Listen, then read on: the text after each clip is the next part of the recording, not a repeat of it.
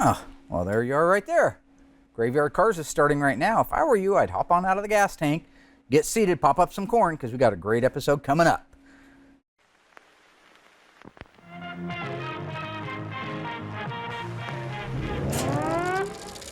They're coming to get you, Barbara. On this episode of Graveyard Carz, a 1969 Charger arrives at the shop, Kyle, how are you? Good, Mark, you? I'm doing good. prompting Mark to gather Will, Alyssa, and cousin Dougie to teach them why they should appreciate Chargers for more than just their looks. What are the other things that jump out about you different between this and the other two models that surround it, the 68 and the 70? All before the 69 Charger owners return to tell the story of their car. It's not anything specifically special, but it's very special to our family. In Springfield, Oregon, Mark Worman, together with his skilled ghouls, It has been established that the unburied dead are coming back to life. bring classic Mopar muscle cars back from the dead to look like they did the moment they left the factory floor. Because of the obvious threat, this station will remain on the air day and night.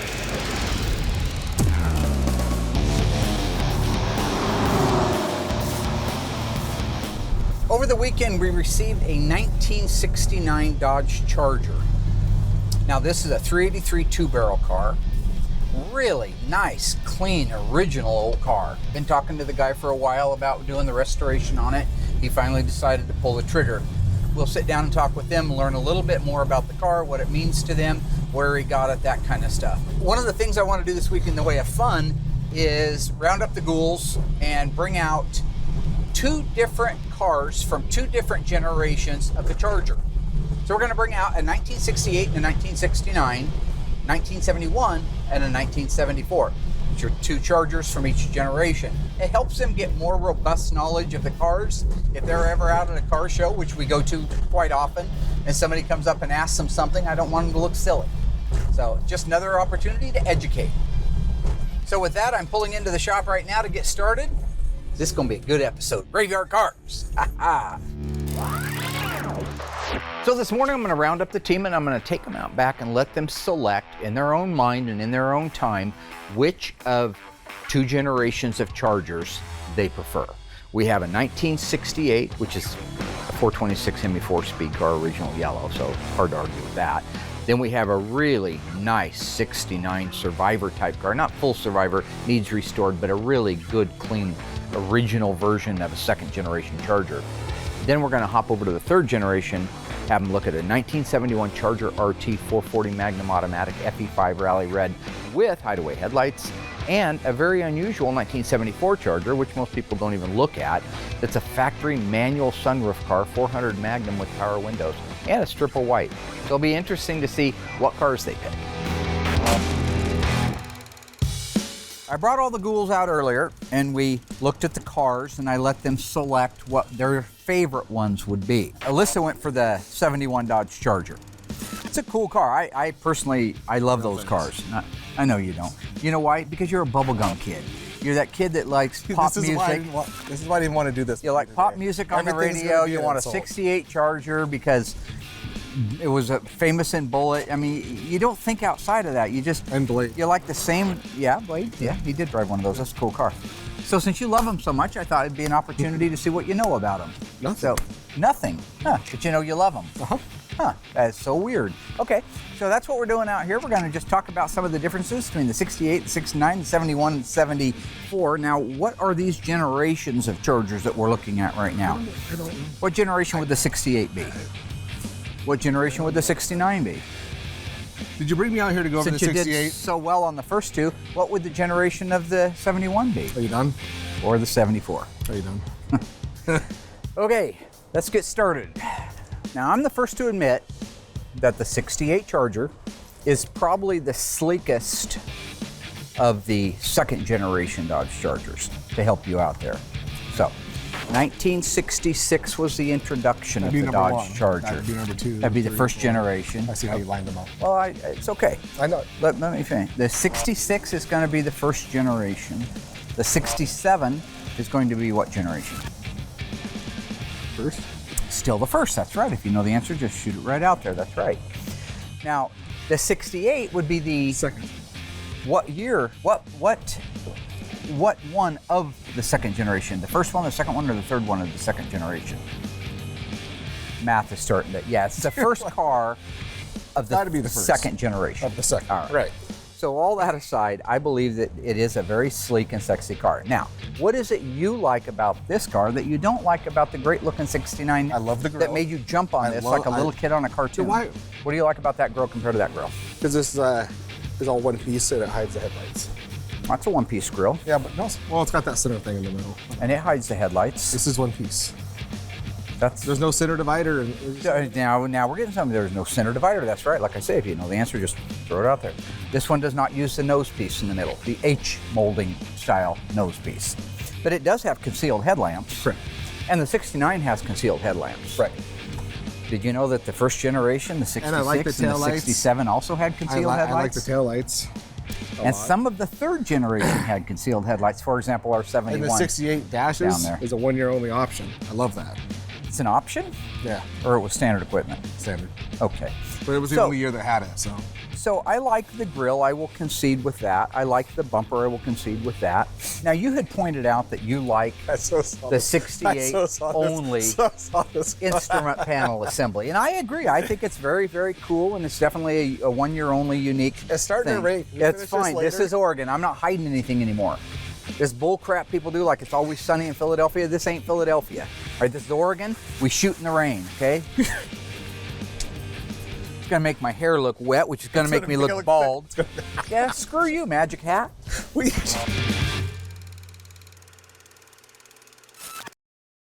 A few seasons ago, we restored a 1970 Dodge Charger. Now, historically, to date, that's my favorite car. I mean, they're all beautiful, and I love them all. But the 1970 Dodge Charger has a very soft spot in my heart because it was my very first Mopar that I ever owned. Now, this car was a 70 Charger RT, 426 Hemi, 4-speed Super Track Pack. That's a A34 alphanumeric code on the fender tag.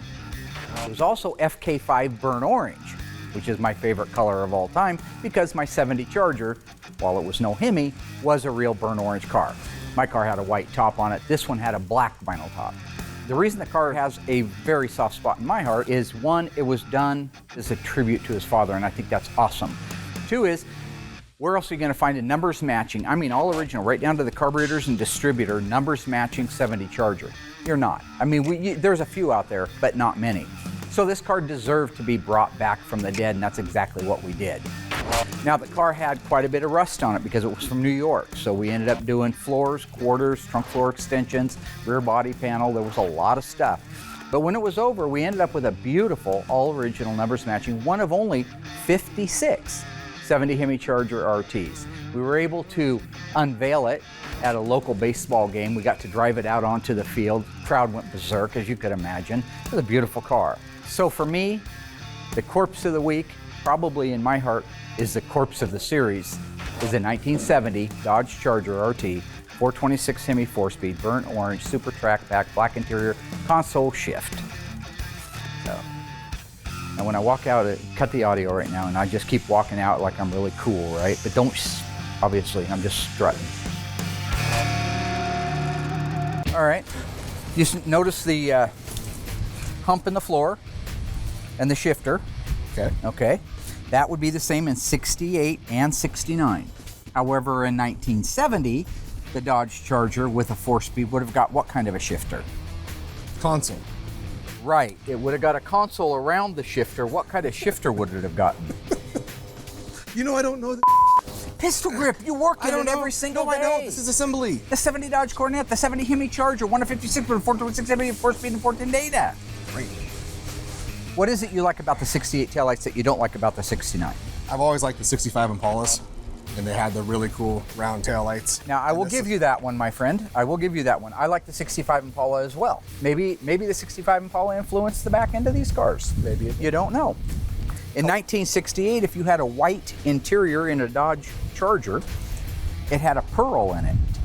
So it wasn't just a solid white, it had pearl in it. There were a lot of styling cues different on the 68 on the interior over the 69. The pleats. Take a look at the pleats in this thing.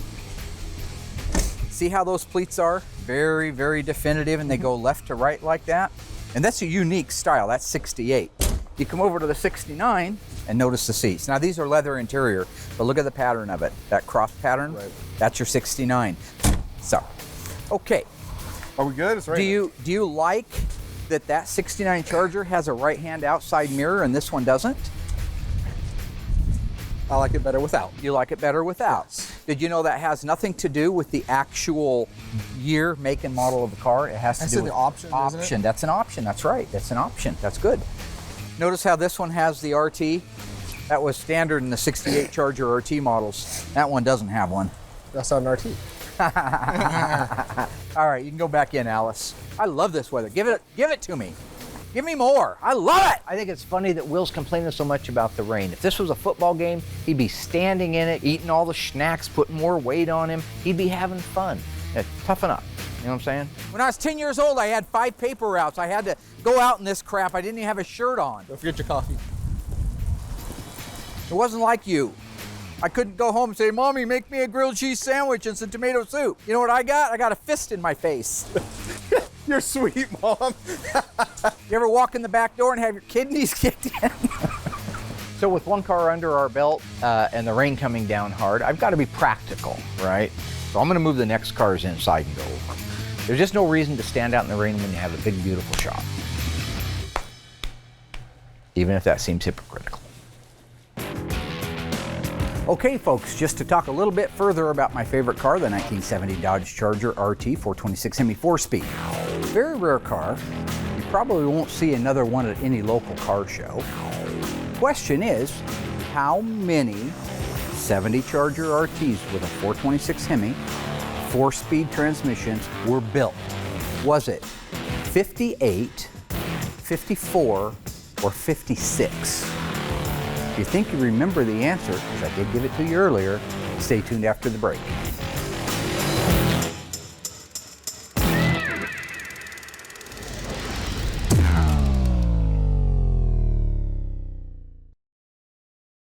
All right, ghouls, on our 1970 Dodge Charger, if you answered that they built 56 with a 426 Hemi and a 4-speed, you're right. 56, imagine that. That was 50 years ago, almost 50 years ago. They only made 56 of them, and they spread them throughout the United States. How many are in your hometown?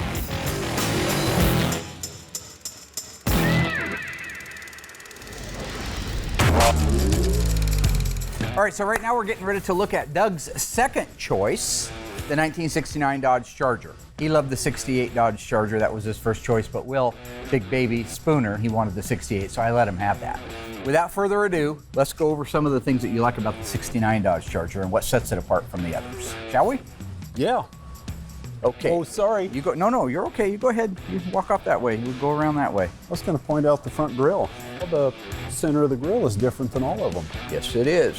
Yes, it is. I thought that was kind of unique. The thing about Doug is, I can tell if he's clicking or I can tell if he's not. If the switch is off, I don't even bother. But if the switch is on, he actually pretty darn good. Now, the 69 nose, though, did become a very famous, iconic image. Dukes or of Hazzard? television series, sure. Dukes of Hazzard, that's right. Dukes of Hazzard.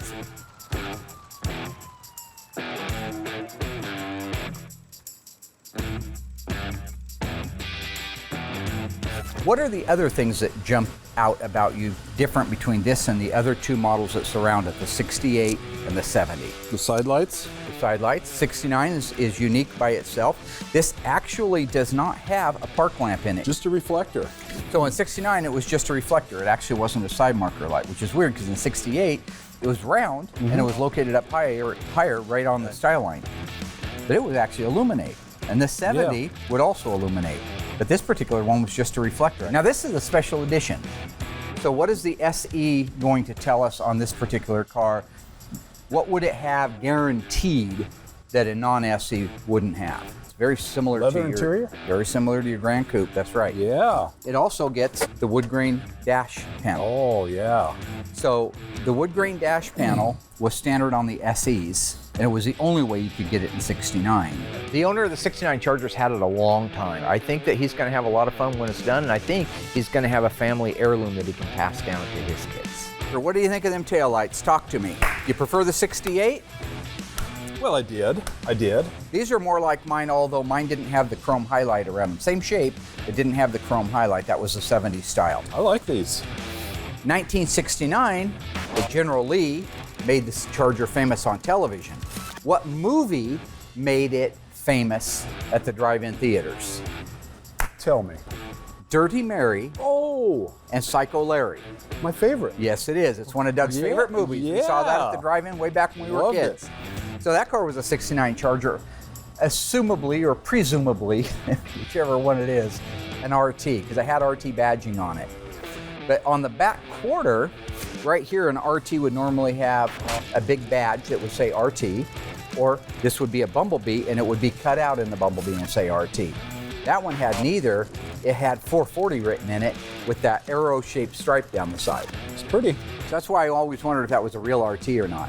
It also probably, when it started life, was a vinyl top car, but they didn't think that was very sexy, so they painted the top the same color as the body. But if you look carefully at the pictures, you'll see that that car has these moldings on it. They wouldn't have put those moldings on. It'd been like our 68 Charger. Wouldn't have been a molding there if it wasn't a vinyl top car. But if you look carefully at the wreck scene at the end of Dirty Mary and Crazy Larry, right after Mary says, "I think I'm ready to unload," they smash into that train. That's a real 69 Charger. I don't know which one from the movie, but it's one of them that they had used or planned for it, and that was a real scene. And if you look carefully, you'll see that's a real hit. Watch the secondary damage go throughout the entire car, all the way through to the back window and around. That hit in the front is an example of how a unibody will transfer damage where a subframe car won't, okay? It's because it's all one piece. So it lives together, it dies together, it wrecks together, it spreads together. That's just the way it is. From 1968 to 1970, did all Chargers, regardless of the model and engine, get a flip-top gas cap? Sure. Yes, that's correct. Very nice. Were there any other cars that got the flip-top gas cap in 1969? Barracuda? Yeah. Oh, Dougie coming out of the gates a little slow, but gaining the speed now. Oh, one thing I do want to talk about before we peel The out of here. L51s?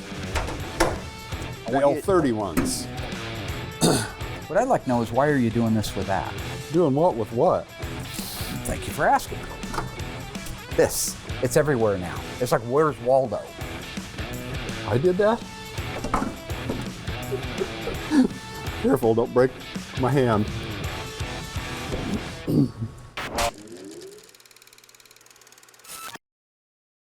On this installment of You Make the Call, I got my cousin Dougie here with me because we both happen to love these particular cars, maybe more so than most Mopar guys do. This is a flashback. Two cars that we restored many episodes ago, many seasons ago. I want to see which one you'd pick. So, 1971 Dodge Charger RT. It was a 440 six-pack triple green car. They only made, it's an automatic, they only made 98 of those cars. Good looking car in EF7 Sherwood or dark green in the Dodge lineup. The other car, the 1972 Dodge Charger. Here's the hook on this one. Doug loves the oddball stuff. This car's an oddball. This car had every option that a real A57 Charger Rally would have had in 72, but it wasn't a Charger Rally. It was a 318. The gentleman, Mr. Walton, who bought the car brand new, wanted all the performance package stuff without the gas guzzling engine because he wanted to take his kids across country with the little trailer in tow and see the United States. If you had a choice right now between a 1971 Dodge Charger RT 446 pack, one of 98 in triple green, and a 1972 Dodge Charger 318 with all the options of an A57 Rally package, but not the A57 in top banana with white interior, which one would you make the call on? What? That's why I don't ask him. You folks at home make the call. How about the 71? Okay. How about You're that a little one? late. Oh, sorry. So at home, if you guys want to go to...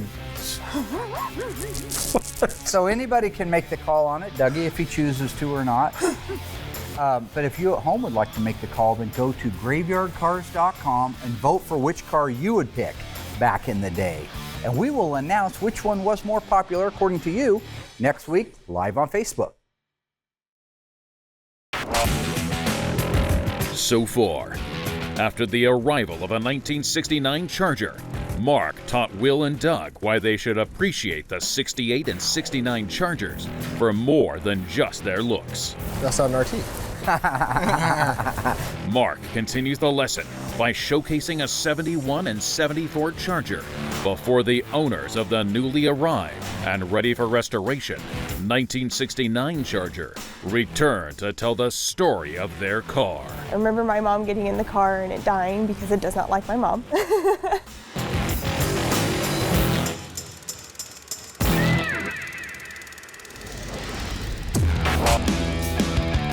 So we have moved our 71 Charger, Alyssa's choice. My favorite car in the graveyard. For the record, it's probably one of my favorite cars too. I love the 71. That's true, you did good. We're gonna go over the car, talk about what it is that she likes about it, what's different about this one than say the 74 that she passed on, or the 68 and the 69. Are you ready? Yes. 1971 Dodge Charger 440 Magnum Automatic. The 71 Charger came down out of Washington. The guy had been wanting to restore the car. He owned it for years.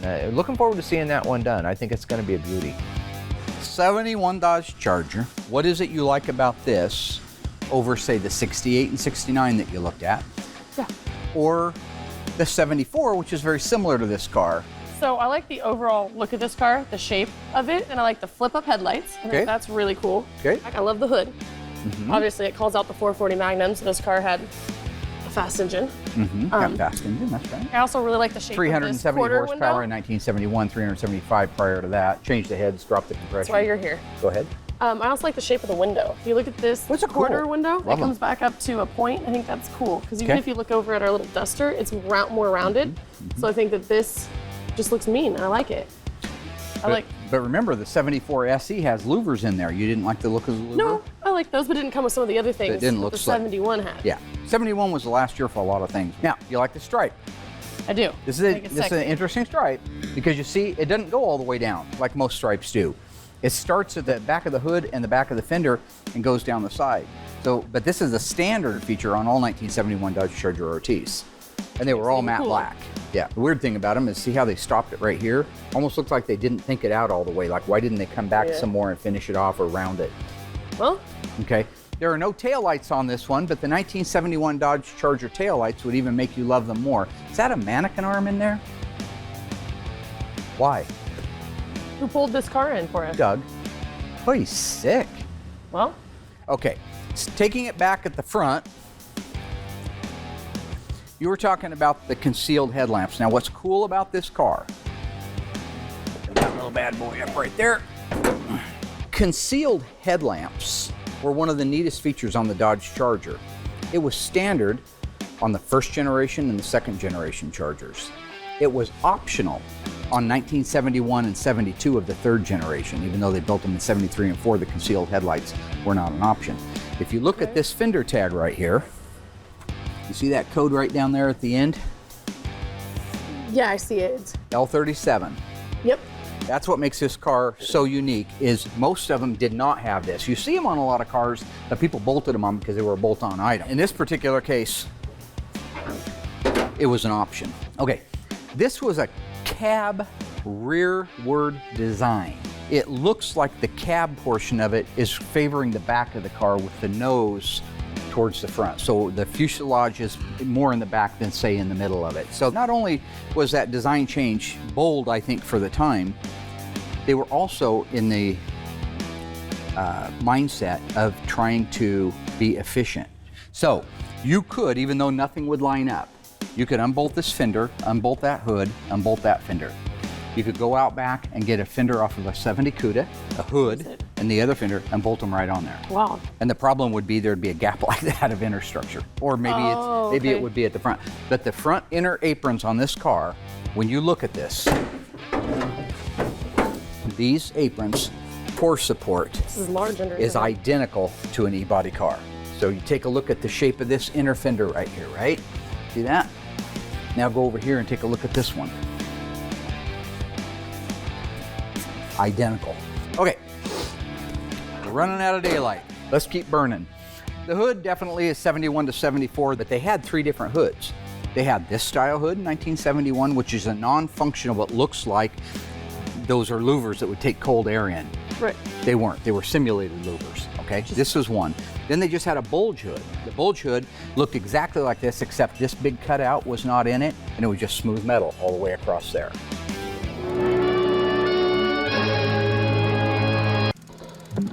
Tony D'Agostino would like to inform you that Mark Too Cool for Tony's Mopar School, Warman, is incorrect. Although all 1971 to 1974 hoods were interchangeable, this hood with this insert was only available on a 71 Charger RT. Additionally, the bulge hood was not available on the 71 Charger. However, the flat hood was available for the standard Charger. Quote, hoods can be a hot mess, not unlike a Philly cheesesteak with too much cheese whiz. End quote. We now return you to the feature presentation. And then the third one was a true real live Ram Charger hood, where the air door, like our 71 Charger we did back in season 3, the green car 446 pack automatic, that one has a fully functional door that has Ram Charger written on the side of it. Those were the 3 different hoods you could get with it. Let's talk about the side markers. You like those? Yeah. 1970, they were a different fender and a different quarter panel, and they were chrome like the Challenger. They looked like these. They weren't exactly, but they looked like these. 71, that was one of my favorite features. It uses that painted grille, monochromatic, Yeah. and then you have, and it's flush with the actual fender itself and So the it looks quarter like panel. part of the car. Yeah, it looks like it's inset. It looks spacey a little bit. The louvers in the doors are cool too. 1971, the Dodge Charger RT. It was the last year for the RT model. They did have a performance model in 72, so you know. In 72, it wasn't called an RT though, it was called a Charger Rally. And instead of having 2 vertical louvers like that, it had 5 that went down like that. Like our 72 Charger for the Waltons that we did, that nice family. That was a 72.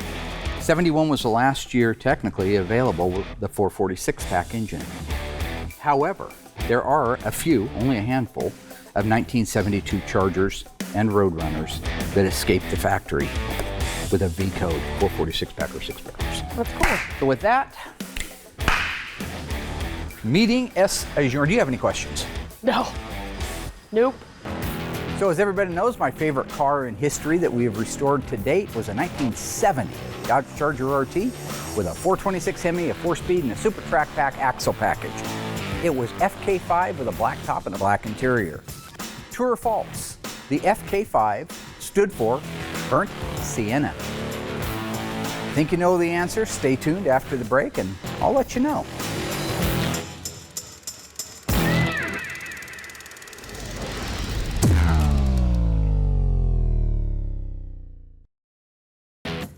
All right, my little ghouls, how did you do on that one? We're talking about the 1970 Dodge Charger 426 Hemi 4-speed 410 A34 Super Track Pack in FK5 with a black top. Did the FK5 stand for Burnt Sienna?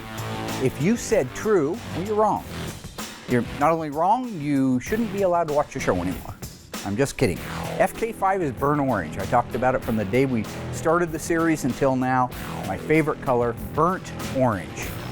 My car happened to also have a burnt orange interior. Now, when I was in 2nd grade, I only had 8 crayons, so I wasn't able to make burnt orange or burnt sienna. So it wasn't until later on in life that I was able to appreciate those colors.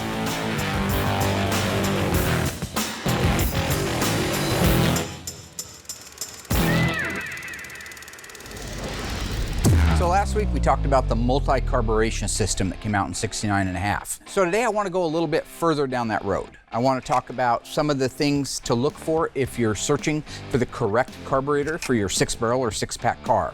So I brought out a completely restored carburetor. Scott Smith up at Harms Auto does all of our carburetor restoration. I also have a Holley remanufactured replica of that carburetor. First off, how do you know this is the correct center carburetor for your 1970, only year they made them, AAR CUDA with an automatic transmission? The list number. So if you look here at the list number, you'll see it reads 4792. We'll go to our little reference book here. A center carburetor with A53 package. A53, of course, is our AAR CUDA on a 70 BS23 car. It also has a part number of 83 on it, probably the last 2 digits of the actual part number. So, First of all, let's make sure we're comparing apples and apples. That's what this one is. We can see that written here on the list number. And then we turn it to the side and you'll see the last 2 digits of the part number there. Now again, this has been restored by Scott Smith up at Harms, so everything that would have been on this carburetor when it was new is on there now, everything. Let's just double check and see if our Holly has that. This carburetor looks very much like that carburetor, but for example, on the front side, we have our list number right here. This, of course, is the front of the same carburetor. No list number here, it appears over here. So I don't know why they chose to do that. Maybe a quick way to be able to identify a replica from an original. This plate right here is a gold cadmium. This plate's a gold cadmium. However, on these screws, they're also gold, where over here they were originally zinc plated. So this would be an accurate restoration on Scott's part. See how these screws have a tapered finish to them. They're tapered out at the bottom. They have a flat slot in them, and they're yellow chromate. These over here are a hex style, probably a 10 millimeter, sadly. What's cool is you can go to Classic Industries, order a correct set of the original screws, replicas, and put them in your brand new Holley carburetor. It's a winner all the way around. Now you're taking this carburetor and you're making it look a lot more accurate and close to the original one. So, time for a 6-pack. Not the beer, the carburetors. I don't drink anymore. I ruined that privilege in 1986, so. So the 74 basic body shape is the same as the 71. But as we all know, in 1971 was also the last year of the super performance cars. So they went to features, creature features, and looks instead of performance, all right? So the other day I had the ghouls go out into the lot and pick which of the 2-generation Chargers I had lined up that they liked the best. Now, Alyssa, Emma's mommy, went out and selected a 1971 Charger RT. Now, she's not here today because she doesn't feel well, and that's understandable. This is real TV land, so I got a stand-in. She does all of her stunt doubles. This is Emma Marie Rose. So she's gonna pretend to be Alyssa for the day. I've also got Will here. Will picked the 1968 Dodge Charger, and Doug picked the remaining 2nd-generation Charger, which was the 69. What nobody picked was this little 1974 Dodge Charger SE 400 Magnum car. I happen to think it's a pretty cool car. Doug should think it's a pretty cool car too because I had one. Because he had one, that's right. So the front end of this car is probably the least attractive, to me, part of the car. No concealed headlights, and I don't know why they brought the grille all the way out, but they did. That was the design idea, and then recessed the headlights. The other thing they did in 1970, starting in 73, were these ugly bumper guards, which most people take them off by now. What are these called, Emma? Bumper cars. Bumper guards, that's right, that's right. So that's the front end, but the valance panel is the same from 71 to 74. The lower valance.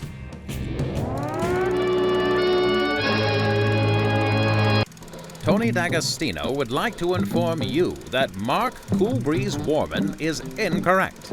The 1971 through 1974 Charger valances are not the same.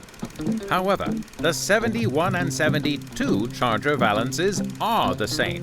Likewise, the 73 and 74 Charger valances are the same. But to say that the 71 through 74 valances are the same is, quote, a gross oversimplification of the facts. Just like saying that if a fella likes a Philly cheesesteak once or twice a day, that he eats them all the time. I mean, come on, that just ain't right. End quote. We now return you to the feature presentation. Working our way down the side, you'll notice that our cool flush mount side markers in 71 are gone, and they're this kind of sticking, protruding above the surface type. Can you see this right here? Uh-huh. This big opening with this panel in it? Yep. That is called a sunroof. Now, very few cars had a sunroof. This one's a manual sunroof, so I believe it's M52. This thing slides open. So this car originally is white with a white top and white interior. Yeah, a very pretty car when it's all done. Mm-hmm. I agree. Yeah, I agree. I know. I agree. Doug does agree. Yep. Doug likes that. I love it. I love the car. Do you really? I do. One of my favorite features is the louvered quarter windows. Same here. I believe 73 and 74 on those. I could be wrong, but I believe it's 73, 74. Yes, Tony. I could call Tony, but he's eating a Philly steak sandwich right now, and I wouldn't want to interrupt him. Sorry, Overall, if you step back and look at the car, it's a 71 Charger with different side markers, different front and rear bumpers, grills, taillights. Okay, speaking of the taillights, we'll look at those right now because they are the least attractive of all the taillights. The whole car is unattractive. The whole car is beautiful, actually. Here's the ugly bumper guards. You notice those. Those aren't attractive by any stretch of the imagination. You could clean this car up a lot by just taking those. You could haul a horse trailer with that. It has a trailer hitch on it. But if you took the trailer hitch off and the two bumper guards, you'd actually have a pretty good looking back end. Now look at those exhaust tips. You see those, Doug? Yeah. Whoa. What do we call those? What's the alphanumeric code for them, number one, and what are they called? Dual exhaust. Well, sure it's dual exhaust. Sure it is. What would the alphanumeric code be for, say, dual exhaust with bright tips? What would the code be, Emma? N42. N42, that's right, that's right. Now, those tips are referred to as machine gun tips. That's what I was going to say. Yeah. Yeah. So our friends down at Accurate Exhaust make exact replicas of those now. Oh, interesting. He's actually got a fiberglass hood on here. Uh-huh. So you see we have two fender tags here. Now, you see that a lot more commonly after 1971 than you did in 71 and back. All it means is there were so many options on this tag, they needed to carry the extra ones over to this tag right here. The cool things on this quickly. P31, power windows, that's good stuff. Dual exhaust with bright tips. What are the exhaust tips referred to as? Doug? The exhaust, that's you. The exhaust tips, what are they referred to as? P38s? Not that. No, P39s. It's N42, but what are they called? I forgot. What kind of exhaust tip? I don't remember. Machine gun. Machine gun. Well, I was going to say that. You see what I deal with every day, man? Every single day. Bring the llama up here. Is this, what kind of little critter is this? It's a llama. It's a llama. And does that llama have a name? No. Okay. We're going to call him Balama Yellow, like Bahama Yellow, but it's Balama Yellow. Okay. Okay. Oh. L31. Balama Yellow. L31. What does that mean? Off these right here. Yeah, look at that. That's a pretty smart Turn llama. signal indicators. Yeah. I'd do a lot better teaching my audience if I had that instead of you guys. Class is adjourned. I have nothing else to say to you Oh, people. boy. I grew up with Dougie. I don't know what happened. He went left. I went right, obviously. He zigged when he should have zagged. You have no excuse at all except your parents gave you everything. Ditto. And you are the granddaughter of my loin. I love you.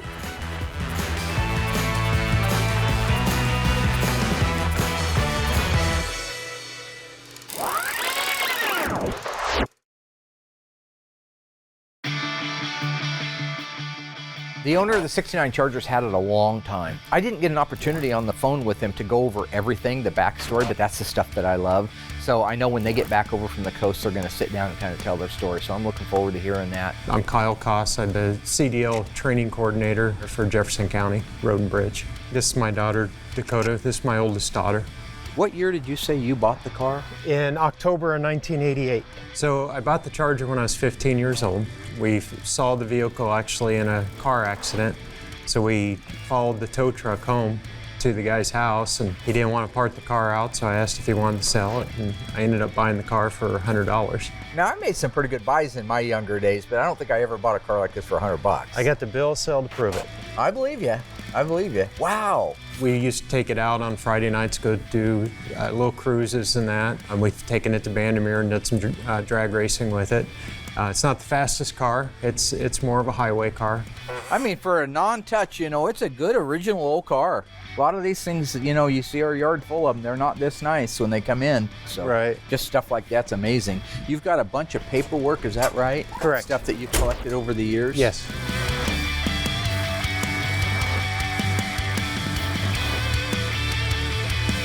It's a 69 Charger SE, white hat special.